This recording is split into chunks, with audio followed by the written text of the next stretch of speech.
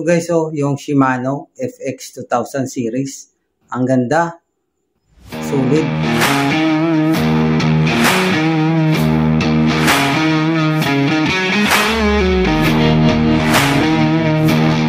Good day guys, Mang Sunny and welcome back to my channel.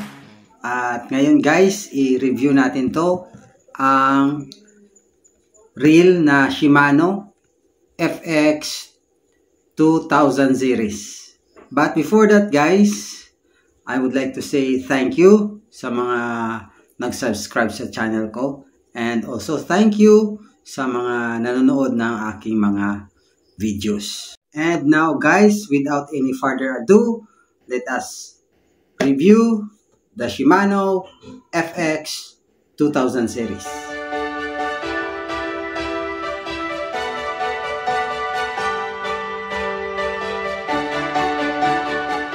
At guys, ito na ang Shimano FX 2000 series.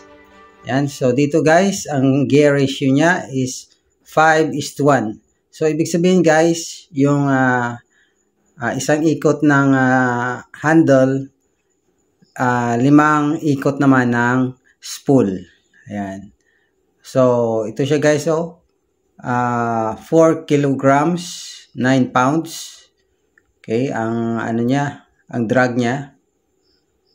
And ang pwede naman natin malagay na lure is nasa 250 grams, okay, or 8.8 ounce. So ang gear niya is 2+1, okay, and yung kanyang handle ay 71 cm or 28 inches. So ito pala guys, ang pinaka-importante dito, at least ito nakalagay na yung 360 degrees ikot ng handle. So ito guys, tingnan nyo, ito pala, ayan. So nakalagay dito guys, ang 360 degree na ikot ng handle ay nasa 71 cm or 28 inches.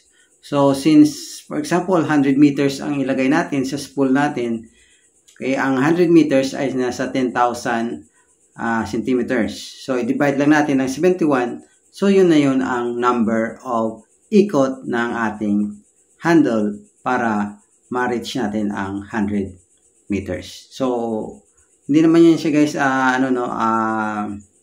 lang yan siya, approximately lang. Okay?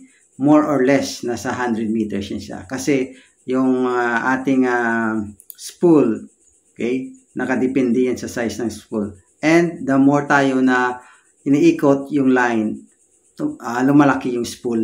Okay? Yung line natin, spool line natin, lumalaki. So, ano lang yan siya, more or less. Okay? Nasa 100 meters kung ilang ikot ng ating handle. At ito naman guys, ang sunod yung nylon. Okay, yung number 2 na nylon, okay, pwede siya makalagay sa spool ng 150 meters. Ito naman in mm, ang size ng nylon is 0.25. Ang pwede natin malagay is nasa 120 meters. So ito naman, sa pounds naman, 8 pounds ang 105 yards kahaba ng line na pwede natin malagay. So guys, buksan na natin ang Shimano FX 2000 series. So ayan guys, ang ganda. Gold ang kulay ng spool. Ayan. So ito yung laman ng box, ang reel. Okay, tapos ito yung instruction yung manual, spinning reel manual. Ito wala na. And ito, tingnan natin to yung spinning reel manual. So maraming language guys, and ito lang, tingnan natin. So ito yung body niya. Okay, yung handle niya. Oil injection. Okay. And then, anti-reverse lever. Rotor. Ayan. Yung bail arm. Drag knob. Line ruler. Okay. Ito, spool. And body. So, yun guys, ang mga basic parts ng ating reel na dapat nating malaman. So, ito na guys, yung reel na Shimano FX 2000 series. Ayan, bagong-bago pa guys. So, matry natin to. Bago pa lang to binili. Ayan. So, ang sa dito guys, no, yung anti-reverse lock niya, ito, anti-reverse. Ayan. So, pag nakalock yan siya guys, ayan, hindi din siya mag-reverse. Ayan, ito, open. So, pag nilock natin, ayan, hindi na siya ma-reverse. So, yung handle niya, okay, pwede siya malipat dito sa kabila. Okay. Kung right-handed ka, dito pwede siya malipat sa right. So, ako left-handed. So, higpitan na lang natin to. Ito yung handle lock. Yan, i-lock natin. Alright. It's locked. So, ito pala guys, no. Ito, kung mapansin nyo to guys, itong parang line na to. Yan. So, yan lang yan ang limit ng line natin dito sa spool. So, dapat hindi na tayo magsubra dito. Yan. Diyan lang, hanggat diyan lang yan yung line natin, okay? Spool level. Yan, ito lang. Kung makita nyo yung line na yan. So, hanggang dyan lang yan. Okay, yung ating line. Hindi na tayo magsubra dyan. So, maganda to guys, no? Itong Shimano FX 2000 series. Kasi, metal na siya lahat. So, itong bail arm niya guys ay stainless na. Okay. And ito yung line ruler natin, stainless na rin.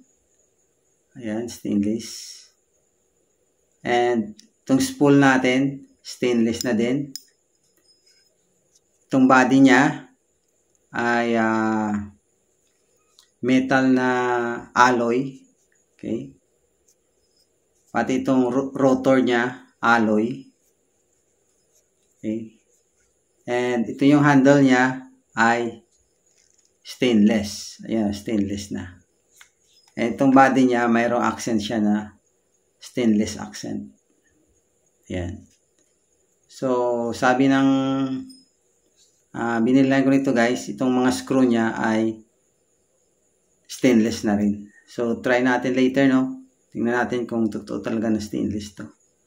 Itong mga screw niya. So, ito pala guys, itong butas na pala, ito pala guys, oh, ito, kung mapansin nyo itong butas na to, ito pala yung nilalagyan ng oil. Okay?